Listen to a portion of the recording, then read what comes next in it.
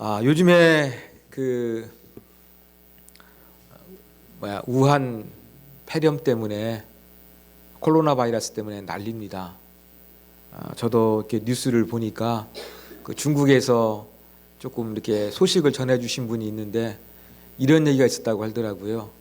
어떤 분은 이렇게 자기가 좀 몸이 이상해가지고 신경계통 병원을 갔는데 이상이 없다 그래가지고 이 병원 저 병원 계속 옮겨 다녔다고 합니다. 여러 차례 옮겨 다녀가지고 이 환자가 우한 폐렴에 걸렸는데 무려 의사 14명에게 그렇게 나쁜 바이러스를 전파했다는 그러한 이야기도 있고요. 또 중국의 어느 도시에서는 엄마 아빠 아들이 그렇게 여행하려고 했는데 비행기를 타려고 했는데 공항에서 체크를 하니까 아들이 열이 많이 났다고 합니다. 그래 공항에서 3시간 반을 비행기 타야 된다고 막 싸웠는데 결국에는 아들을 남겨놓고 두 부부만 비행기를 탔다는 그러한 이야기가 중국 내부에서도 이렇게 있었나 봅니다. 저도 아침에 설교하기 전에 또 한번 잠깐 뉴스를 보니까 우리나라에서도 또 한 명 확진되고 점점 자고 일어나게 되면 많은 그러한 우한 바이러스 폐렴 환자에 걸린 사람들이 점점 늘어나고 있어서 우리를 불안하게 만드는 그러한 시점입니다. 이렇게 여러 가지 상황이 우리를 불안하게 하고 힘들게 하지만 오늘 안식일 또 안식일 논쟁에 대한 설교를 통해 가지고 저와 여러분이 그렇게 평안과 위로와 또 참된 신앙의 의미를 깨달을 수 있는 복된 자리가 되기를 간절히 소망합니다. 여러분, 유대인들은 안식일을 잘 지키기 위해서 애쓰고 있습니다. 특별히 안식일에 일하지 말고 쉬라고 하시는 이 계명을 기억해 가지고 노동하지 않고 안식일을 지키기 위해서 유대인들은 애쓰고 있습니다. 그 대표적인 예로서 제가 몇 년 전인지는 모르지만 유대인들은 안식일에 일하지 않기 위해서 엘리베이터 있지 않습니까?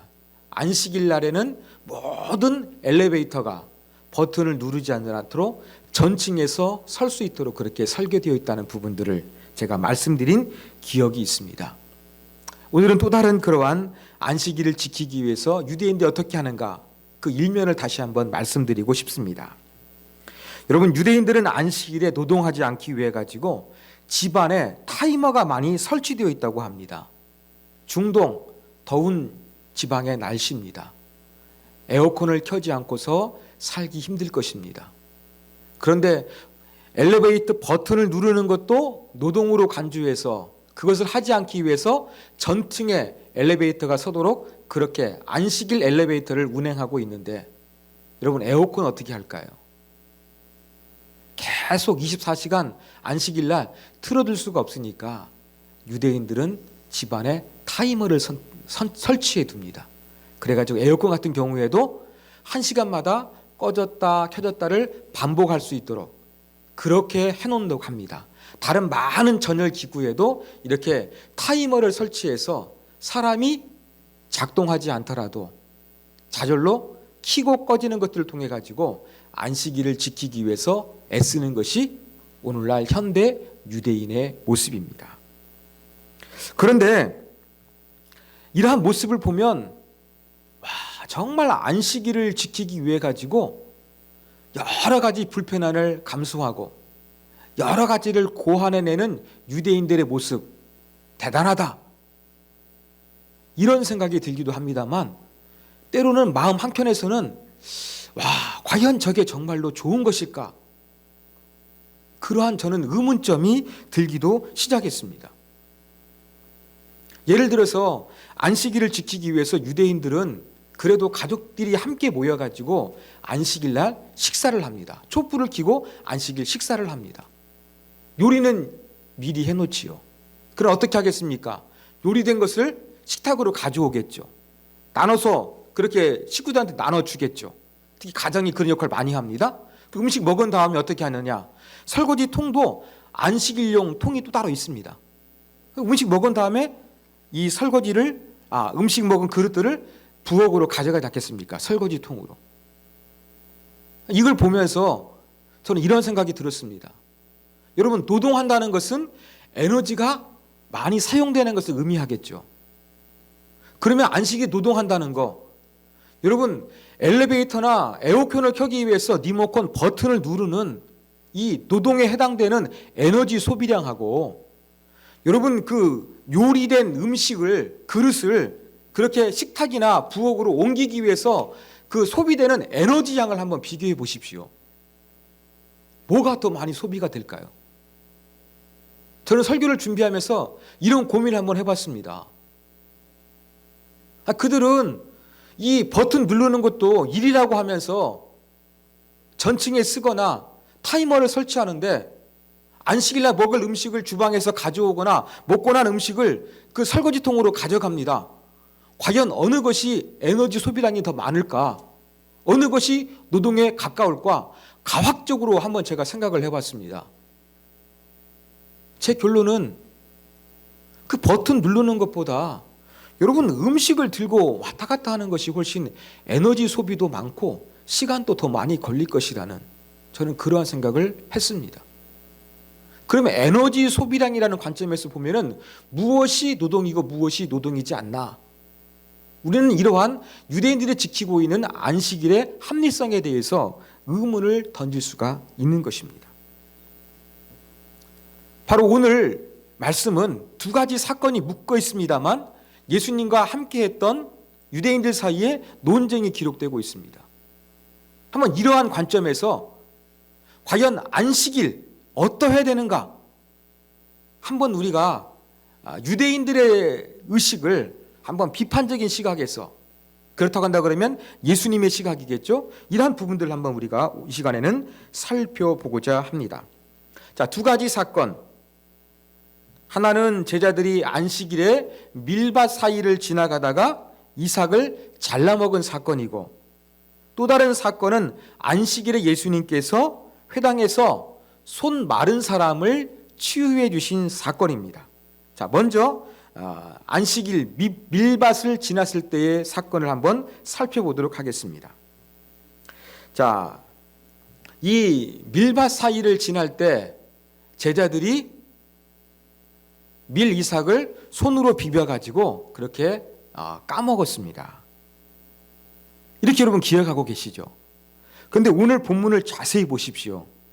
본문을 자세히 보면 23절, 안식일에 예수께서 밀밭 사이로 지나가실새 그의 제자들이 길을 열며 이삭을 자르니라고 되어 있어요. 길을 열며 이삭을 자랐다. 여러분 밀밭 어렸을 때 많이 지나다니 보셨죠? 한번 생각해 보십시오. 밀밭은 그렇게 밀림이 아닙니다. 사람보다 그렇게 밀이 크지도 않습니다. 그렇기 때문에 여러분 밀밭 사이로 지나갈 때에는 얼마든지 그냥 조금씩만 이렇게 제껴버리게 되면 갈 수가 있는 거예요. 그런데 오늘 마가복음은 어떻게 해석하고 있느냐? 밀밭 사이로 지나가실새 그의 제자들이 길을 열며 이삭을 잘랐다 그랬습니다. 여러분 길을 이동하기 위해서 밀밭이 방해가 된다고 한다 그러면 그냥 옆으로 살짝 밀고 그대로 가면 되는 거예요. 그렇겠죠. 그런데 이삭을 잘랐다고 이야기하고 있어요. 그리고 이와 비슷한 병행 구절인 마태복음 12장이나 누가복음 6장에 보면은 이렇게 길을 열었다는 표현은 등장하지 않고요. 안식일날 밀밭 사이를 지나면서 이삭을 그렇게 손으로 따가지고 손으로 비벼서 먹었다고 이야기를 하고 있습니다. 성경의 기록이 조금 다른 것 같습니다. 그러나 이 두 가지 사건을 우리가 종합해서 하나의 결론을 낼 수가 있습니다. 여러분 다른 것 같지만 제가 볼 때는 한 가지 사건을 묘사하는 것이라고 똑같이 생각을 합니다. 안식일에 밀밭 사이를 예수님과 제자들이 이동하고 있었어요. 그래서 밀을 치우면서 갔는데 한참 가다 보니까 배가 고픈 거예요. 어떻게 하겠습니까? 밀을 치우면서 이동하다가 배가 고프니까 어떻게 하기 시작했느냐? 이제 밀 이삭을 손으로 따서 비벼서 먹기 시작했던 것입니다. 율법에 의하면요, 낫을 가지고 남의 밭에 들어가서 추수를 하게 되면은 이건 남의 것을 도둑질하는 것입니다. 남의 재산에 손해를 끼치는 행위입니다. 그러나 율법에서는 배고픈 사람이 이렇게 이삭을 손으로 따먹는 것은 허락하고 있거든요. 그렇다고 한다 그러면 율법이 허용하고 있는 한에서 지금 예수님과 제자들은 길을 가고 있는데 밀밭을 지키면서 가고 있는데 너무나 배가 고팠던 것입니다. 그래서 어떻게 했느냐? 이제는 밀을 자꾸 지키는 것이 아니라 밀을 손으로 따가지고 비벼가지고 그것을 입에 넣었던 것이죠. 이 사건을 볼 때 우리가 뭘 이해해야 되느냐? 제자들이 얼마나 배가 고팠는가? 이 부분을 생각해 보시면 되겠습니다. 여러분, 손으로 이렇게 비벼가지고 이삭 몇 톨 먹는 거 얼마나 배가 부르겠습니까? 많이 배가 고프지 않으면 하지 않는 행동입니다. 그렇겠지요.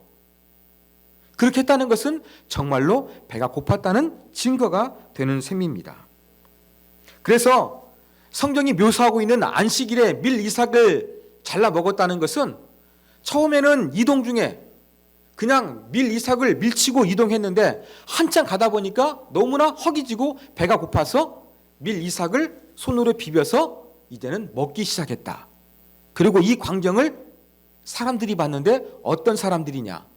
율법을 철두철미하게 지켰던 바리새인들이 목격하게 된 것입니다. 그런데 이 바리새인들이 볼 때 제자들의 광경을 그냥 쉽게 넘길 수가 없었던 것이에요. 왜냐? 이것은 안식일을 범하는 아주 심각한 행동이기 때문에 그랬습니다. 10계명 잘 지켜야 되겠죠. 4계명 안식일을 기억하여 거룩하게 지키라고 그랬는데 이것을 어기는 거였습니다.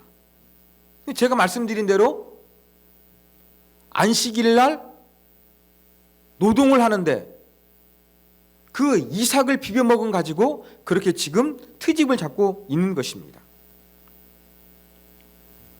유대인들은 보통 안식일을 지킬 때 미리 안식일 날 먹을 음식을 전부 다 준비해 둡니다. 그래서 안식일에 노동하지 않고 철저하게 지키려고 했던 것입니다. 이러한 관습을 생각하면 예수님과 제자들은 이렇게 안식일을 준비할 여력이 없었어요. 지금도 이동하고 있어요. 이동하고 있는데 너무나 배가 고파가지고 밀 이삭을 손으로 비벼가지고 먹어야 될 정도가 되었습니다. 왜 이렇게 배가 고팠을까요? 예수님 일행은 복음을 전하시기 위해서 이것저것으로 이동하다 보니까 너무나 시간이 없고 바빠가지고 배고프고 허기가 졌던 것으로 보입니다. 근데 일반적으로 유대인들은 안식일 전부터 안식일을 철저하게 지키기 위해서 준비하고 있거든요. 그런데 지금 밀밭 사이를 지나가면서 이삭을 잘라먹는 예수님의 제자들을 보니까 이것은 전혀 안식일을 지키려는 의지가 없는 것으로 보였던 것입니다. 그래서 이제 예수님께 이것을 가지고 트집을 잡기 시작하는 것입니다.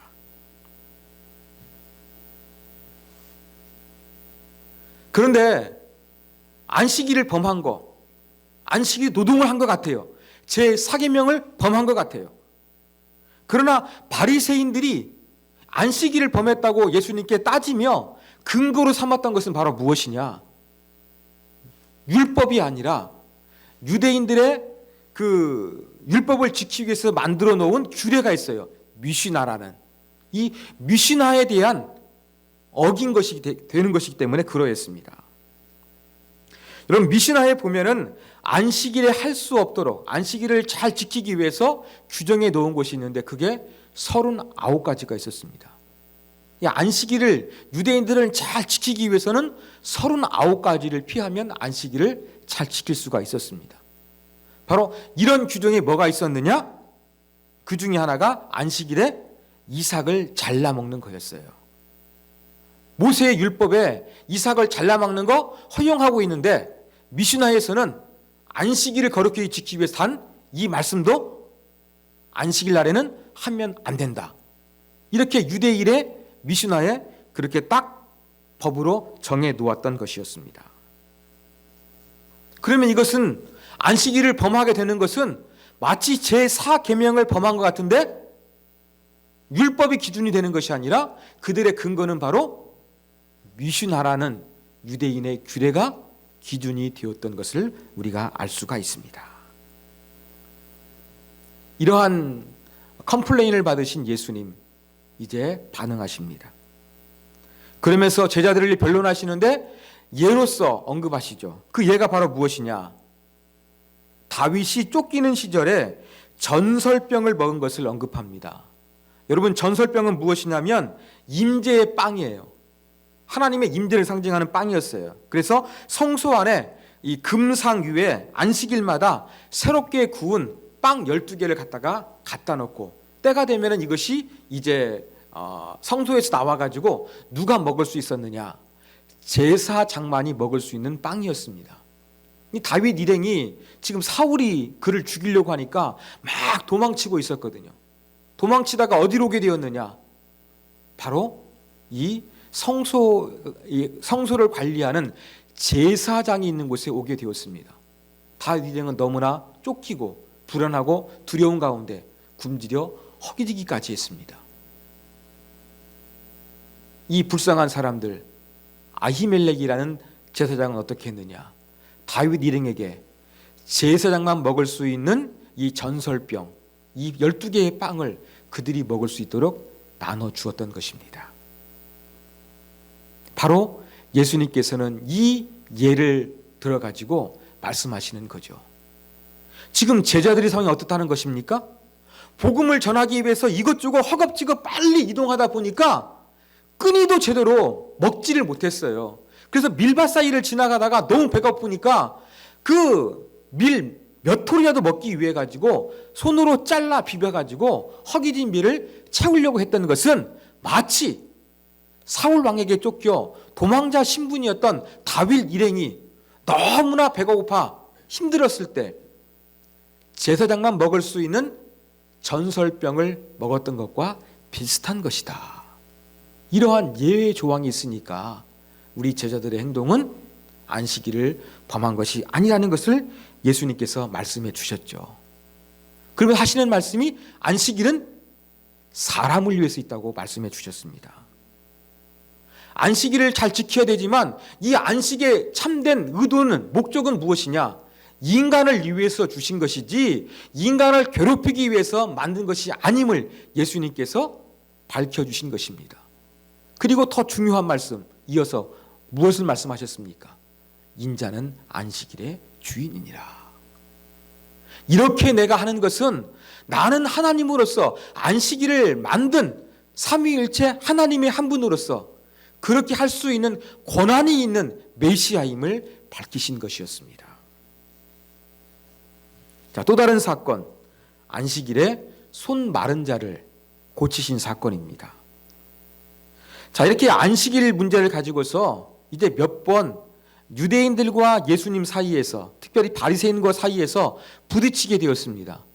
안식일날 자꾸 문제로 민감해집니다. 그러니까 이제 바리새인들은 어떻게 하느냐? 의도적으로 예수님을 꼬투리 잡기 위해 가지고 안식일날 예수님께서 무엇을 하는지, 안식일을 범하는지 않는지 이것을 잘 살펴보기를 시작을 했어요. 그래서 안식일날 예수님께서 회당에 계실 때, 또 가르치실 때 안식일을 범하나 범하지 않나 마음을 굳게 작정하고 고발하기 위해서 살펴보기를 시작했습니다. 예수님께서 이러한 것들 다 아셨겠지요.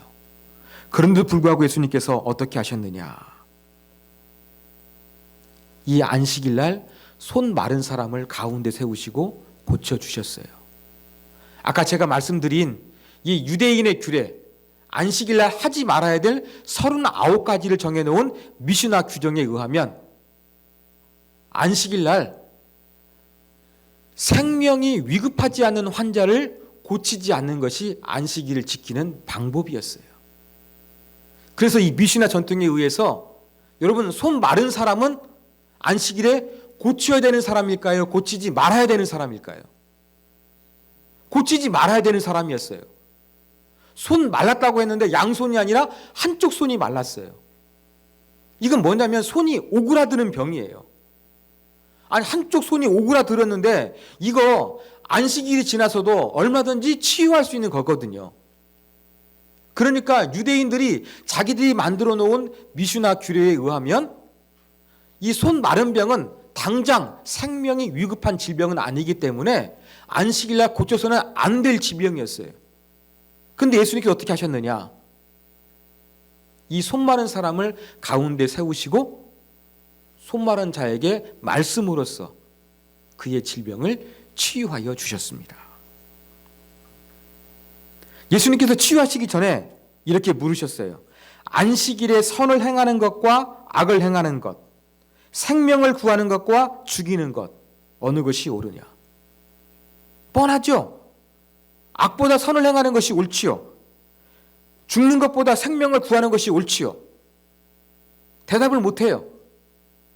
예수님 대답에 예라고 한다 그러면 지금 손 마른 자를 고치는 것은 선을 행하는 것이 되고 생명을 구하는 것이 되기 때문에 동의할 수가 없는 거예요.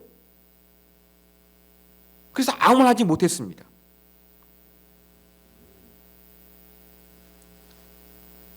여러분, 이 안식일 행위, 안식일 규정, 우리가 다시 한번 우리가 점검해 볼 필요성이 있습니다.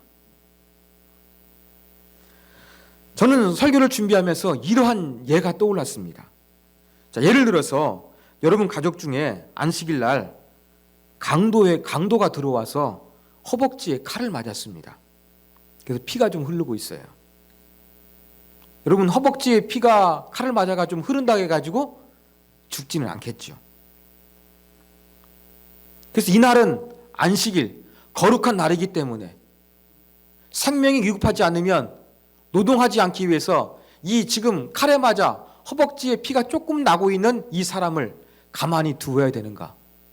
여러분 상상해 보십시오. 지금 강도 만나가지고 허벅지에서는 피가 조금씩 나고 있는데 안식일날 하나님 앞에 거룩하게 지키기 위해서 하나님께 영광 돌리기 위해서 생명에 지장 없으니 가만히 놔두고 안식일 지나서 병원 가자. 여러분 이렇게 말하는 것이 하나님을 잘 섬기는 방법일까요?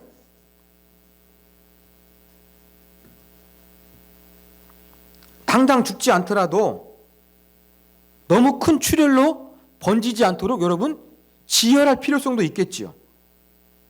또 칼에 찔린 부위는 세균이 있습니다. 코로나 바이러스는 심각하지 않다 할지라도 이 세균이 점점점 허벅지에서 번성하게 되면 나중에 그 바이러스가 많은 환부를 도려내야 될 범위가 넓어져서 더 고통스럽게 상태가 악화될 가능성도 얼마든지 있습니다.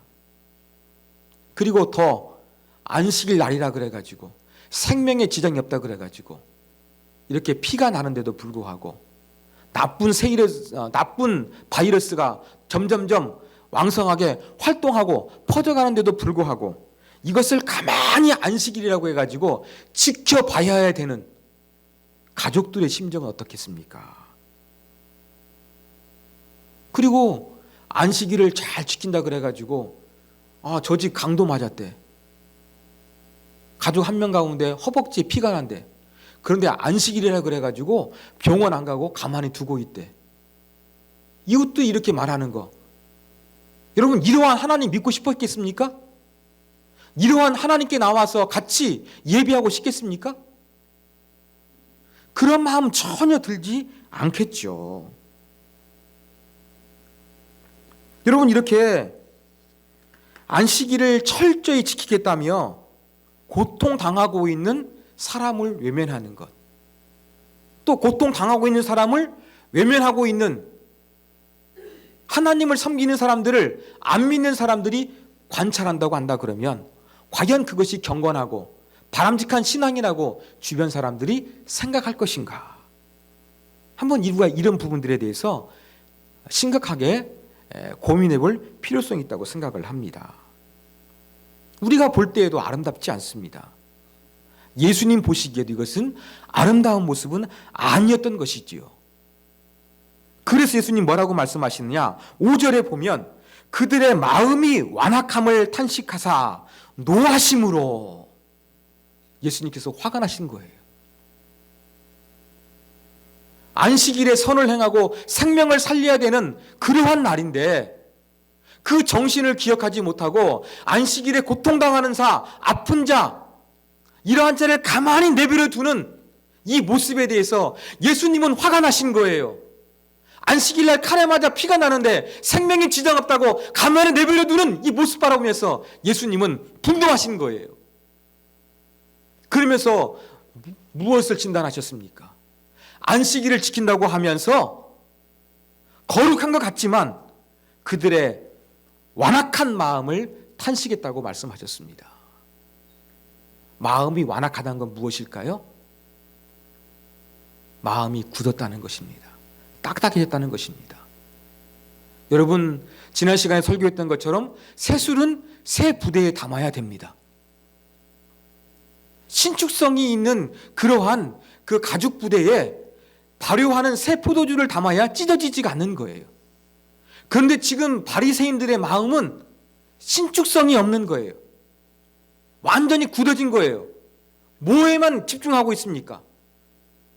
안식일을 철저히 지켜야 된다. 이거에만 굳어져 가지고 다른 신축성이 전혀 없는 그런 마음이 되고 말았던 것입니다. 노동을 금하고 가만히 안식일을 지켜야 된다. 이 프레임에만 딱 갇혀가지고 더 이상 신축성 있는 그러한 사고가 이루어지지 못했던 거예요. 근데 여러분, 안식일은 어떠한 날입니까? 하나님에게는 쉼이 필요 없습니다. 우리에게 쉼이 필요합니다. 그래서 안식일은 바로 인간을 위해서 하나님이 제정하신 것입니다. 육체적으로 일하지 않고 쉬라는 것입니다. 그냥 일하지 않고 가만히 빈둥빈둥하는 것이 또 쉬는 것이 아니죠. 뭐 해야 되겠습니까? 하나님을 예배하고 하나님의 안에서 마음의 평안을 누리고 우리의 마음가짐과 생각을 다시 한번 재무장하는 것, 새롭게 하는 것, 이것도 안식하는 것입니다. 바로 이것을 위해서 안식일이 존재합니다. 그래서 우리가 더욱더 육체적으로도 쉬고 정신적으로 영혼적으로도 강건해져서 세상을 살아갈 수 있는 힘을 얻도록 도와주는 것이 안식일이에요. 그런데 이러한 안식일의 정신을 잃어버리고서 하나님을 거룩하게 하나님 말씀대로 안식일을 지켜야 한다고 그러면서 고통받는 사람 외면하고 그냥 가만히 내버려 두는 것, 이게 바로 문제였고, 이러한 마음에 대해서 예수님께서는 분노하셨던 것입니다. 그리고 말씀으로만 말하는 것 노동이 아니니까 예수님께서는 말씀으로만 이 손 마른 사람을 치유해 주셨습니다. 이 모습을 보고서 바리새인들이 더욱더 화가 났습니다. 그래서 이제는 예수님을 죽이려고 합니다. 누구와 함께? 헤롯 왕과 함께. 여러분, 종교적으로 거룩함을 추구했던 사람들은 바리새파 사람들이었고요. 헤롯 왕 사람들은 정치적인 세속적인 집단이었습니다. 그래서 이질적이에요. 그런데 예수님을 죽이기 위해서 서로 힘을 모은다는 것은 얼마만큼 그들이 예수님을 거부했는가 알 수 있는 대목입니다. 이게 바로 무엇입니까? 마음의 완악함입니다. 마음의 완악함. 여러분, 우리가 오늘 말씀을 통해서 중요한 교훈점을 얻어야 됩니다. 그게 바로 무엇이냐? 하나님을 여러분 예배한다고 하면서 하나님만 예배하고자 하는 그 굳은 마음으로 변치 않도록 우리가 조심할 필요성이 있습니다. 우리에게도 이러한 마음의 완악함, 딱딱하게 굳어버려가지고 전혀 신축성이 없는 그러한 마음을 가지고서 하나님을 사랑한다고 하고 하나님을 예배하고 있지 않는지 우리의 완악함을 돌이켜 봐야 되겠습니다. 여러분, 종교에서 가장 중요한 것은 절대자와의 관계입니다. 기독교에서도 가장 중요한 것은 바로 무엇입니까? 하나님과의 관계예요. 말씀을 통해서 하나님과의 관계를 깊게 하려고 합니다. 기도를 통해서 깊은 하나님과의 관계를 형성하려고 합니다. 이 피조물인 인간이 창조주이신 하나님을 더욱더 깊이 알고 경험하기 위해서 노력하는 것, 최선을 다하는 것, 정말 중요한 것입니다. 그러나 이것이 기독교 신앙의 전부가 아니라는 사실을 우리가 기억해야 되겠습니다. 하나님은 철두철미하게 하나님을 지킨다 해가지고 내 주변에 고통당하는 사람이 있는데도 불구하고, 내 주변에 피 흘리는 사람이 있음에도 불구하고 안식일을 지킨다고 해가지고 그들을 외면해버리는 이 굳은 마음, 우리 주님은 기뻐하지 않으세요. 이건 바람직한 신앙이 아니라는 것을 기억했으면 좋겠습니다. 평상시에는 최선을 다해가지고 하나님과 깊은 관계를 위해서 노력해야 되겠지요. 그러나 그 가운데 내 주변에 있는 사람들, 내 주변에 아파하는 사람들, 하나님을 섬긴다고 하면서 이들을 외면해 버리는 것은 진정한 신앙의 모습이 아닙니다. 여러분, 하나님을 잘 섬긴다는 것은 내 가슴에 은혜로만 채운 것이 전부가 아니라는 거예요. 뭐가 필요합니까? 주님의 사랑으로서 주변의 사람들을 사랑할 수 있는 마음을 갖는 것이 정말로 중요합니다. 하나님을 믿는 사람이 이렇게 해서는 안 돼! 논리를 앞세우기보다는 우리 주변 가운데 하나님의 사랑으로 사랑할 수 있는 마음을 잃지 않는 것도 정말로 중요합니다.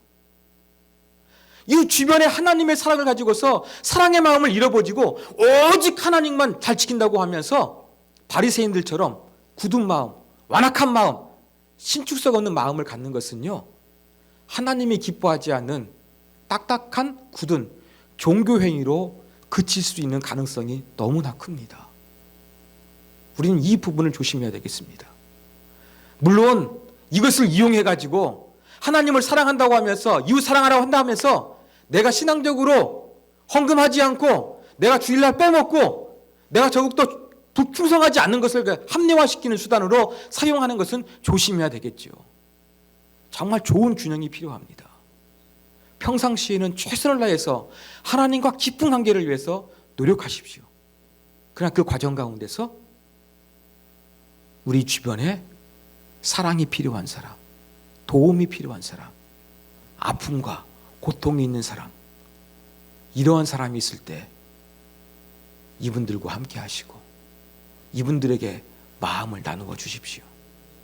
이러한 마음을 잃지 않는 마음을 가지고 하나님을 예배하는 것이 정말로 중요합니다. 근데 우리는 하나님께 은혜 받기 위해서 내 마음 정말로 은혜 받아야 돼. 그래 내가 한 주 살아갈 수 있어.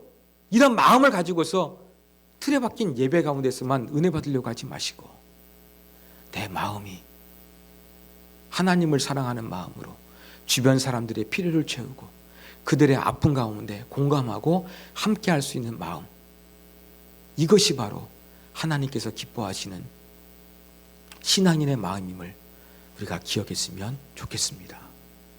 저는 오늘 말씀 정말로 중요하다고 생각합니다.